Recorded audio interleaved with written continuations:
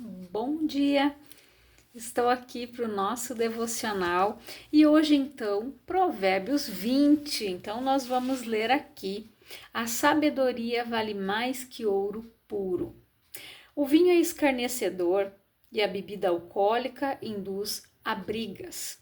Não é inteligente deixar-se dominar por elas. O medo que o rei provoca é como o bramido de um leão. Quem o irrita coloca em risco a própria vida. Qualquer pessoa tola tem o poder de começar uma briga. Quem consegue pôr fim às contendas é que merece honrarias. O preguiçoso não ara a terra por causa do clima frio. No entanto, na época da colheita, procurará por frutos, mas nada encontra. Como águas profundas são os propósitos do coração humano. Todavia, quem tem discernimento sabe como trazê-los à tona. Muitos proclamam sua própria benignidade, contudo, o homem fiel, quem o achará? O justo caminha na sua integridade. Felizes serão os filhos da sua descendência. Então, aqui só para a gente refletir aqui nesses primeiros versículos, né? O vinho é escarnecedor. A bebida alcoólica induz a brigas, não é inteligente deixar-se dominar por elas. Por quê? Você já viu uma pessoa que bebeu demais? Aquela pessoa, quando ela bebe demais, o que ela acaba fazendo? Tem pessoas que usam a bebida para poderem falar aquilo que está preso. Tem pessoas que quando bebem, colocam para fora tudo. Reclamam, murmuram, choram. Alguns ficam chatos demais, né? Agressivos, por quê? Porque tudo aquilo que está preso ali, quando a pessoa bebe, aquele gatilho é disparado. Ela não consegue se controlar, ela não consegue ter domínio e a língua dela solta e ela começa a falar. Tem gente que fala demais, fala até o que não deve, né? Então ali quando alguém bebe, se deixa dominar por elas, né? A palavra diz o que ali? A bebida alcoólica induz a brigas. Quantas coisas, gente, quantas desgraças, quantas destruições acontecem por causa de álcool, por causa de um uso excessivo de bebida. Quantos lares foram destruídos porque alguém da família estava ali preso naquele alcoolismo, batia na mãe, batia nos filhos, ele praticava violência doméstica, falava palavras, lançava palavras sobre a vida dos seus filhos, amaldiçoava palavras, né, depreciativas, gastava tudo o que tinha. Quantos pais caíam, gente, na rua? A mulher tinha que ir lá buscar. Sabe que na minha família nós temos um testemunho nós consideramos ele tio. Ele foi criado junto com a minha mãe, né? Quando a minha mãe era pequena, a minha mãe perdeu os pais, né? Quando eram pequenos, os meus tios, eles foram criados pelas tias, né? E esse menino também, a mãe tinha muitos filhos, não tinha condição de criar, e a tia dela, que havia cuidado dela, pegou ele também, criou ele também. Então, nós consideramos ele como tio, né? Ele chama minha mãe de irmã e assim foi. Então, por um determinado tempo da vida dele, ele viveu assim. Até no YouTube tem o testemunho da vida dele quando ele se converteu. Mas quando ele ia na nossa casa, e naquela época nós também não conhecíamos a Jesus, eu me lembro que ele chegava lá, ele é uma pessoa maravilhosa. Ele chegava lá, ele ia beber, ele ia no bar. Depois, gente, só pela misericórdia. Ele deitava no chão, ele dormia, ele ficava ali onde ele chegava, ele se atirava. E eu me lembro que um dia, né, os meus pais sempre ajudavam ele, assim, né? Davam alguma coisa para ele levar para casa, quando ele vinha passar esse final de semana conosco. E eu lembro que eles diziam, ó, se você vender isso aqui que eu estou te dando, eles davam alimentos, né? Eu não te ajudo mais, é para levar para tuas crianças. Não, eu vou levar para os meus filhos. E assim foi. E a esposa dele, por muitos anos, o pai dela, ficaram em oração até que ele se converteu. Mas muitas vezes, gente, ela foi buscar ele na valeta, na rua, dormindo na rua, que nós falamos valeta, né? Nas valas que tem assim nos cantos da rua, da estrada, ele lá bêbado, caído, dormindo na rua. E isso, gente, é uma ação demoníaca. Quantas vezes aquele homem foi humilhado? Quantas vezes alguém não passou por ele, não estendeu o dedo, até mesmo não disse para ela o que você quer com ele, larga. Mas ela ficou firme ali. Hoje ele é um pastor.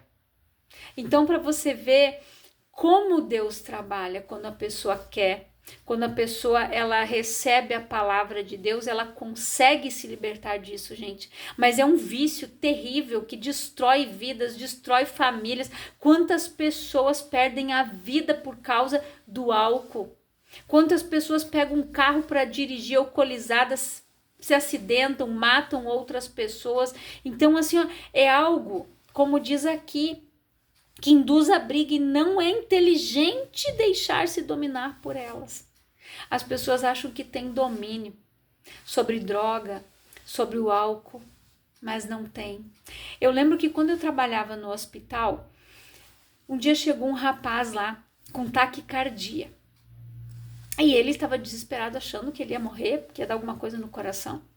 Até que o médico veio, atendeu.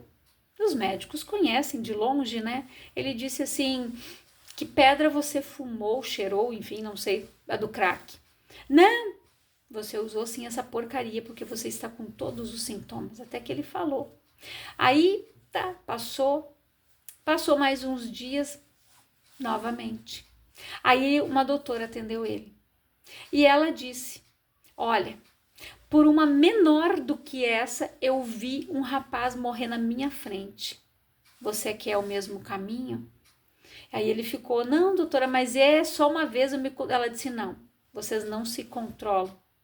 Porque se você tivesse tido controle, você não teria usado novamente, não estaria aqui novamente com os mesmos sintomas, arriscando a tua vida.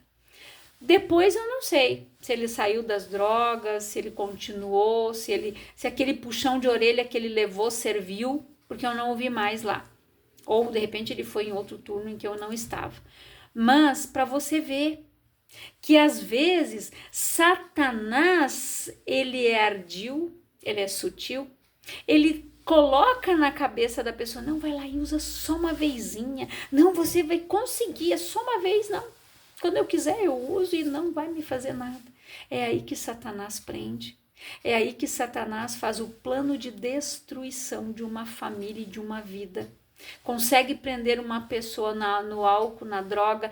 E a pessoa que sofreu ou sofre com rejeição, ela já tem uma pendência para fugir, para ir para a droga, para o alcoolismo, assistir televisão em excesso, se afundar no trabalho excessivamente.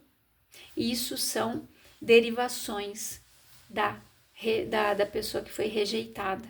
Você viu que de um versículo, quanta coisa o Espírito Santo tem nos mostrado do que pode, gente, causar o alcoolismo, drogas, o porquê que a pessoa vai. Então, nós precisamos, não podemos nos deixar, gente, ser dominados. A pessoa do mundo, ela tem o hábito de dizer, não, eu bebo socialmente. Não, todo dia um golinho ali não vai fazer mal para ninguém. E é assim que começa. Quantas pessoas nós conhecemos que é assim? Começa com um golinho, depois vai para o meio copinho, quando vê, perdeu o controle. Então nós precisamos entender que tudo nos é lícito, mas eu preciso saber que o que me convém, tudo me é lícito, mas nem tudo me convém. Então tem coisas que nós precisamos ser prudentes. A mesma coisa, gente, o refrigerante. A gente sabe que é algo que não é bom. Já vai fazer 2 anos que eu não tomo refri. Por quê? Porque um dia eu sabia que fazia mal, mas de vez em quando eu tomava, não era sempre, não tomava aquele exagero. Mas desde que eu vi uma doutora que é cristã falar de todos os malefícios do refrigerante, dizendo que ele era cancerígeno, isso, aquilo, aquele outro, eu disse, o que eu estou fazendo com o templo, com a morada do Espírito, tomando isso aí, sem necessidade. Aí eu disse, não vou tomar mais a partir de hoje. Para ver que nós temos o domínio próprio. Quando nós queremos e quando nós dissemos, chega, chega. Onde eu vou, eu levo uma água com gás. Se não tem lá nada, eu tomo água mesmo. Então, assim, eu aprendi. E eu me doutrinei nisso. Então, o refri não me faz falta. A gente sabe que doce não faz bem, o doce inflama, que o glúten hoje, infelizmente, a nossa farinha não é mais como era antigamente. Então, por que eu vou me empanturrar dessas coisas se eu conseguir ir tirando elas gradativamente aos pouquinhos, consumindo pouco? Porque tem lugar que você vai ser obrigado a comer aquilo ali. Mas tenta ir tirando aos poucos para você ver os benefícios que vai fazer no teu corpo. Não tem a necessidade da pessoa se empanturrar de doce todos os dias. Eu fui num restaurante, porque eu paguei lá R$60 para comer, eu tenho que comer pelos R$60? Sair explodindo? Tem que comer tudo que tem lá dentro? Não, gente, não é assim. Nós precisamos ter domínio, ter controle sobre todas as coisas que nós vamos ingerir, aquilo que nós estamos olhando. Então, nós precisamos comer, trabalhar o nosso cérebro. Eu tenho que comer para viver e não viver para comer o tempo todo. Eu tenho que comer corretamente, saber como me alimentar, cuidar da minha saúde, cuidar do templo, porque eu vou prestar contas para Deus se eu não cuidar do meu corpo, que é onde está o espírito que ele me deu, onde está a minha alma. Eu preciso cuidar dele e o Espírito Santo habita em mim. Eu tenho que cuidar do templo onde o Espírito do Senhor habita. Então, nós precisamos nos regrar, nos cuidar da nossa vida, cuidar da nossa alimentação, fazer exercício, não nos deixar ser dominados, muito menos por um alimento. Você já pensou se uma pessoa não consegue ter controle sobre a sua boca, o que vai ser dela? Se ela não consegue ter controle sobre aquilo que ela come, misericórdia. Eu não consigo ficar sem doce. Deus o livre, gente. Não é assim. Você tem que orar e dizer, Senhor, em nome de Jesus, eu tenho domínio próprio e eu não vou comer doce. Faça um propósito com Deus. Senhor, eu vou ficar uma semana sem comer doce. E eu já estou liberta desse vício em nome de Jesus. Porque o doce, o açúcar também vicia, também é viciante. Aqui, vou ler a partir do versículo 8. Assentando-se o rei em seu trono para julgar com apenas um olhar, discerne o que está ocorrendo mal. Quem pode declarar, tenho consciência limpa, estou livre de todos os meus pecados? Quem? Aqui, né? Nenhum ser humano está completamente isento do pecado. Mas aqueles cujos erros e pecados foram perdoados, pode-se considerar justificados, limpos diante do Senhor e da humanidade, mas não livre, por quê? Todos os dias nós somos sujeitos, gente, a pecar com pensamentos, palavras, obras, atitudes, gestos. Se eu fizer assim, um gesto para outra pessoa, eu já estou errando. Então, nós estamos sujeitos a pecar todo o momento. Então, aqui fala, tenho consciência limpa. Quem pode declarar, eu tenho consciência limpa, estou livre de todos os meus pecados? O orgulho, gente, é algo que prende a pessoa. O orgulho é algo que fica ali, a pessoa acha que ela não é orgulhosa, ela confunde orgulho, ela confunde com a humildade com educação, muitas vezes. A educação, o que é educação? A pessoa ser uma pessoa educada? É ela ceder o lugar dela para um idoso sentar, para uma gestante sentar, é ela agradecer quando alguém faz algo para ela, ser bondosa. Isso é ser uma pessoa educada, é ter educação, é diferente do que ser humilde. Isso não é humildade. Humildade é quando a gente reconhece, a gente desce no pó e a gente reconhece: eu sou orgulhosa, eu sou arrogante, sou invejosa, eu sou assim, mas Deus vai quebrar tudo isso da minha vida. É a gente poder identificar aquilo que ainda tem na nossa vida da velha criatura que precisa ser abolido completamente. Ser humilde é se humilhar diante da presença do Senhor e dizer: Senhor, eu errei, eu pequei, eu fiz isso. É chegar naquela pessoa que você fez algo para ela e dizer para ela: você me perdoa pelo que eu fiz. Não, se eu te fiz algo, não. Peça perdão pelo que você fez para aquela pessoa. Assuma o teu erro. Isso é ser humilde. É reconhecer o nosso erro. É reconhecer, chegar na pessoa e dizer: me perdoa pelo erro que eu cometi com você. Não é, se eu te fiz alguma coisa, me perdoa. Não, claro que você fez. Se você fez, seja humilde, peça perdão. Peça perdão para aquela pessoa.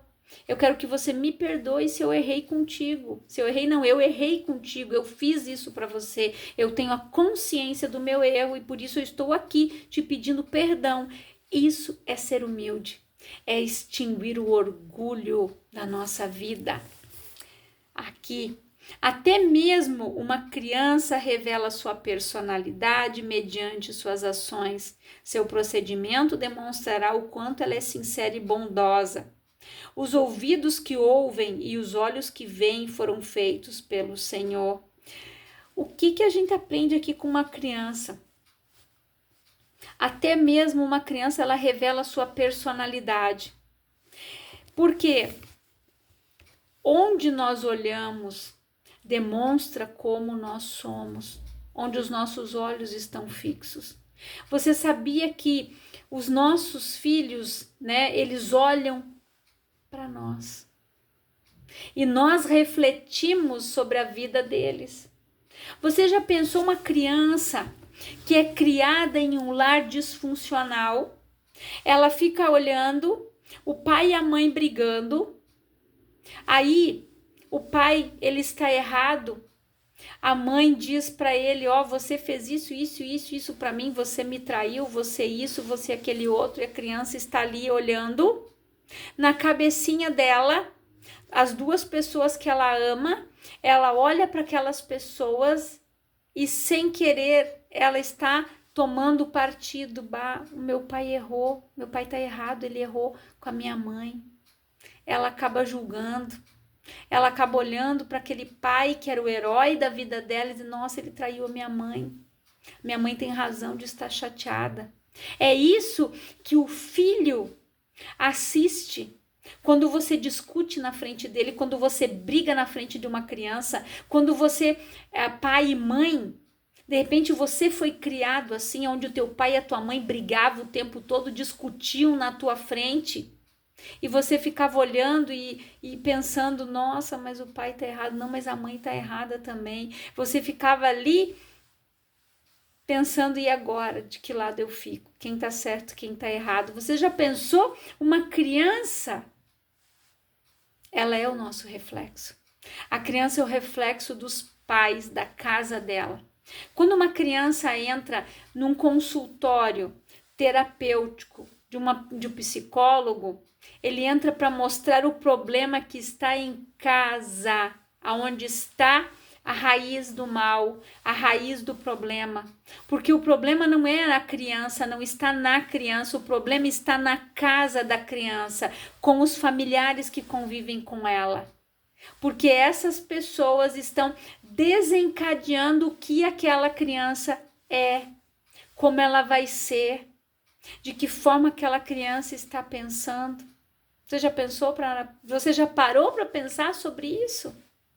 Que muitas vezes aquele tempo que você não tem para dar um abraço no teu filho, para pegar ele no colo e dizer: vem cá, deixa a mãe ver o teu caderno, deixa o pai ver o teu caderno, o que você fez na escola hoje, vamos sentar aqui, vamos jogar um joguinho, tira esse telefone daí. Por que muitas crianças hoje estão rebeldes, revoltadas, só querem saber da tela? Por quê?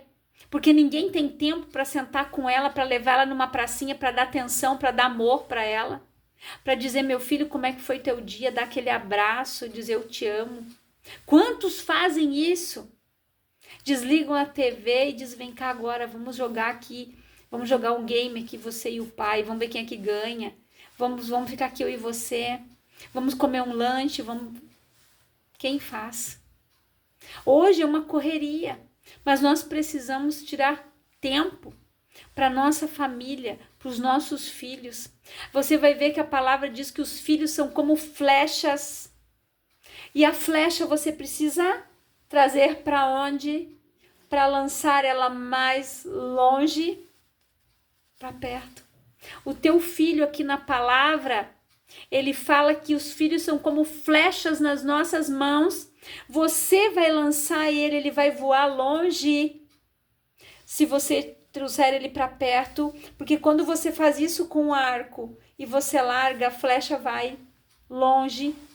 Quantos só vão até aqui? Puxa aqui. Conforme você puxar o arco, a flecha vai longe. E a palavra diz que eles são como flechas nas nossas mãos. Vocês já pararam para analisar isso?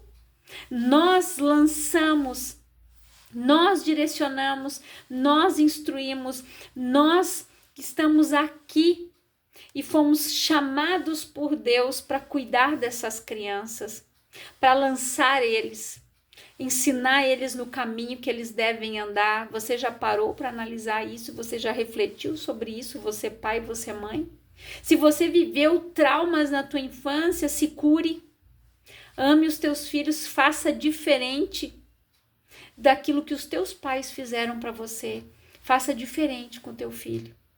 Por que tem muitas crianças que são agressivas, revoltadas, briguentas, mas no momento em que elas chegam ali, encontram alguém que dá atenção, que brinca com ela? Quantas profs eu ouço me falando: aquela criança é tão carente. Eles sentam no nosso colo, eles querem abraço, eles querem um beijo, coisa que eles não ganham em casa. Vocês já pararam para analisar isso, gente? Mas isso é a realidade. Por isso que hoje os nossos jovens e os nossos adolescentes estão da forma que estão. Porque os pais não sabem se colocar nos seus devidos lugares. Porque todos eles são pessoas que a maioria delas tem um trauma para ser curado. Viveu num lar disfuncional, de repente foi abusado, de repente passou por algo. Mas você não pode repetir com o teu filho, com a tua filha, com os teus filhos e filhas, os mesmos erros que os teus pais cometeram com você, porque eles não têm culpa disso. Então nós precisamos ser curados. Jesus disse: e conhecereis a verdade vos libertará. Busque ajuda. O meu povo sofre e perece por falta de conhecimento. Conheça-se, conheça você mesmo. Examine a tua vida. Como é que foi a tua infância? E reflita como é que foi a infância dos meus pais, porque cada um dá o que tem. As pessoas dão o que elas têm, não julga o teu pai e a tua mãe.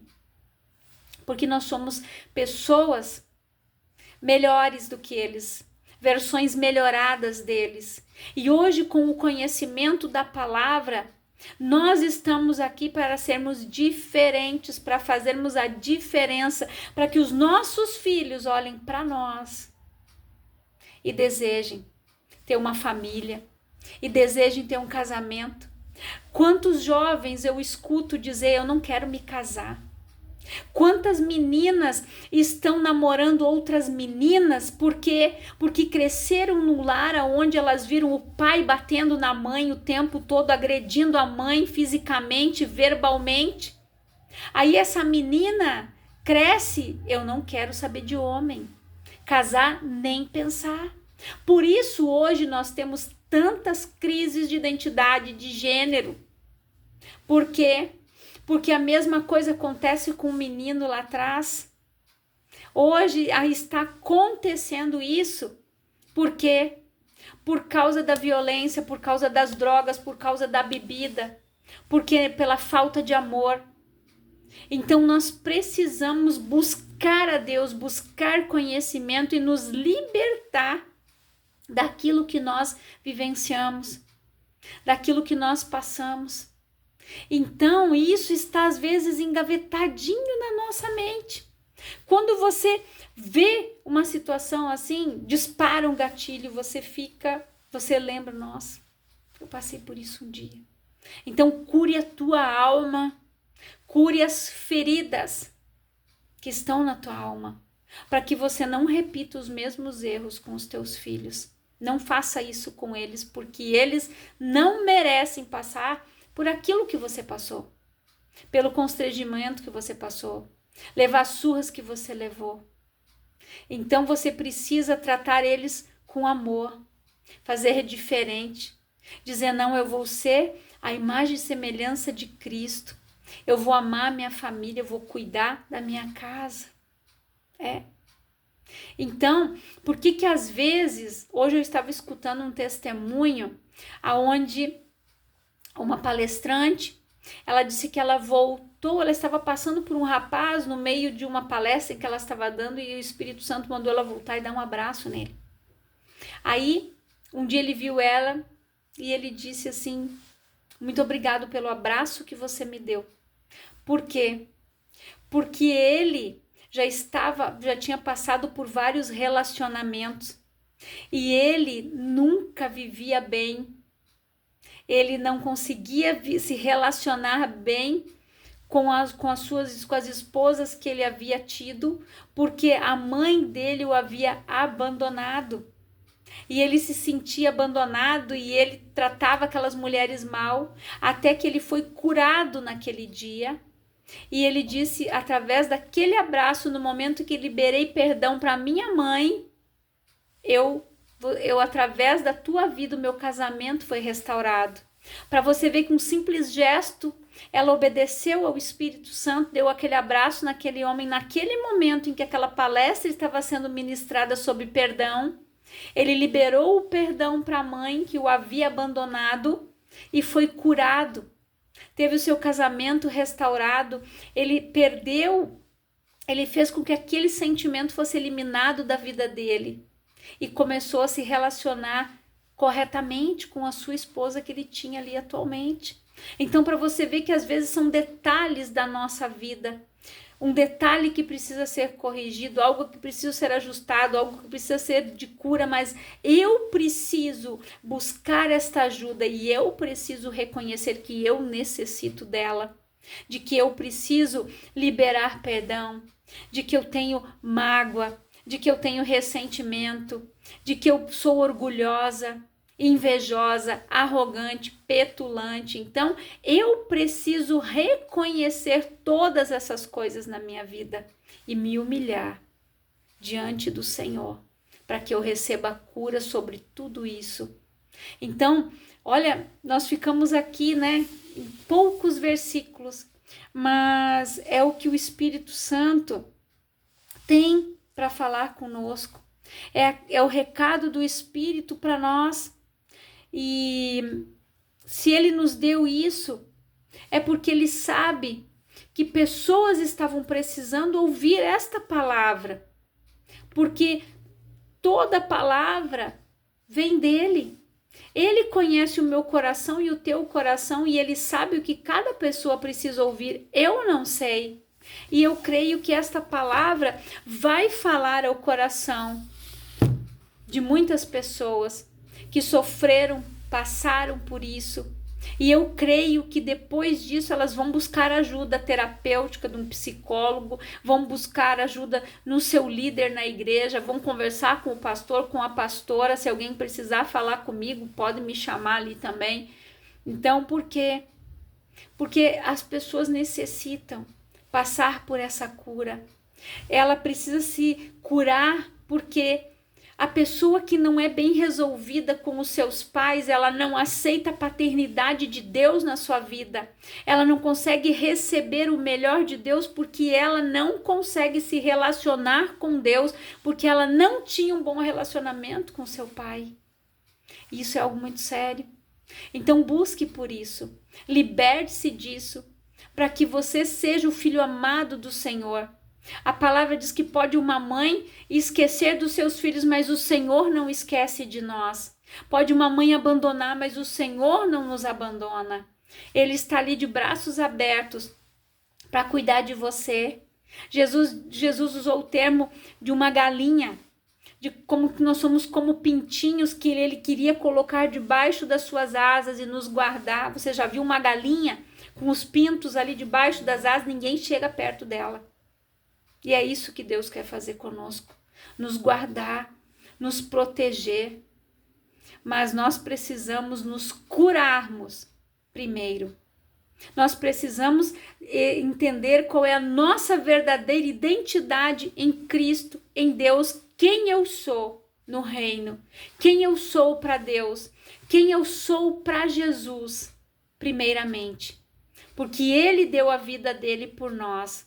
Então busque a tua identidade em Cristo.